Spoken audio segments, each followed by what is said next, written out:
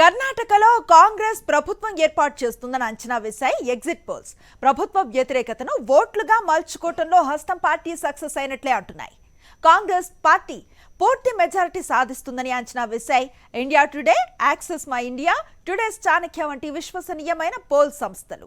పలు జాతీయ ఛానళ్లు, సర్వే సంస్థలు కర్ణాటకకు సంబంధించి ఎగ్జిట్ పోల్స్ ను ప్రకటించాయి. కొన్ని సంస్థలు బీజేపీ మ్యాజిక్ ఫిగర్ ను సాధిస్తుందని అంచనా వేయగా మరికొన్ని కాంగ్రెస్ కు మెజారిటీని కట్టబెట్టాయి. మొత్తం మీద ఎగ్జిట్ పోల్స్ మొగ్గు కాంగ్రెస్ వైపే కనిపించింది.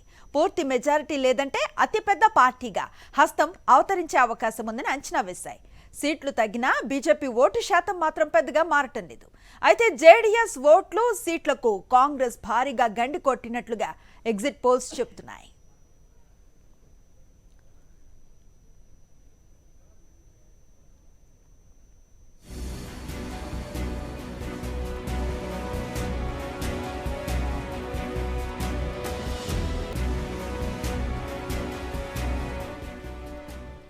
2018 ఎన్నికల్లో బీజేపీ 104 స్థానాల్లో విజయం సాధించి అతి పెద్ద పార్టీగా అవతరించింది. కాంగ్రెస్ 80, జేడీఎస్ 37 స్థానాల్లో గెలుపొందాయి. ఏ ఒక్క పార్టీకి స్పష్టమైన మెజారిటీ రాకపోవడంతో ప్రభుత్వ ఏర్పాటు సమయంలో నాటకీయ పరిణామాలు చోటు చేసుకున్నాయి. తొలుత యడియూరప్ప సీఎంగా ప్రమాణ స్వీకారం చేసినప్పటికీ 3 రోజులకే రాజీనామా చేయాల్సి వచ్చింది. తర్వాత కాంగ్రెస్, జేడీఎస్ కలిసి ప్రభుత్వాన్ని ఏర్పాటు చేశాయి. కుమారస్వామి ముఖ్యమంత్రి అయ్యారు. కానీ ఈ సంకీర్ణ ప్రభుత్వం 14 నెలలు మాత్రమే కొనసాగింది. కొంతమంది ఎమ్మెల్యేలు బీజేపీలో చేరటంతో కాషాయ పార్టీ బలం 116కు పెరిగింది. మళ్ళీ బీజేపీ ప్రభుత్వం ఏర్పడింది. ఇలా గడిచిన 38 ఏళ్లుగా కర్ణాటకలో ఏ ఒక్క పార్టీ వరుసగా రెండోసారి అధికారంలోకి రాలేదు. దీన్ని అధిగమించేందుకు అధికార పార్టీ ప్రయత్నాలు చేసినప్పటికీ కాంగ్రెస్ పైచేయి సాధించినట్లుగా ఎగ్జిట్ పోల్స్ ద్వారా తెలుస్తోంది. దీంతో మే 13న రానున్న ఫలితాలపై మరింత ఉత్కంఠ పెరిగింది.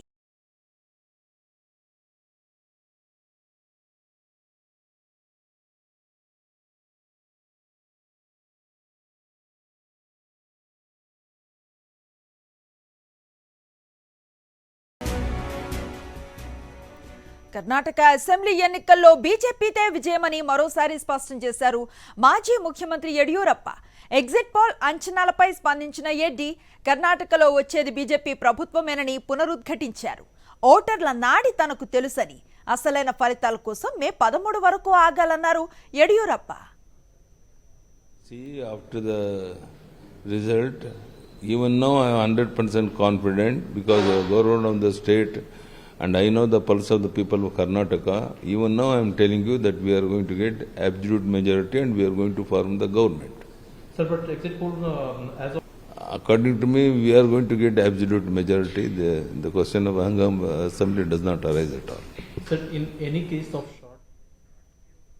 కర్ణాటక ముఖ్యమంత్రి బసవరాజ్ బొమ్మాయి కూడా ఎగ్జిట్ పోల్స్ పై పెదవి విరిచారు. బీజేపీ పూర్తిస్థాయి మెజారిటీ సాధిస్తుందని ధీమాను వ్యక్తం చేశారు. హంగూసే లేదని, ఎవరితోనూ చర్చలు లేవన్నారు సీఎం బొమ్మాయి.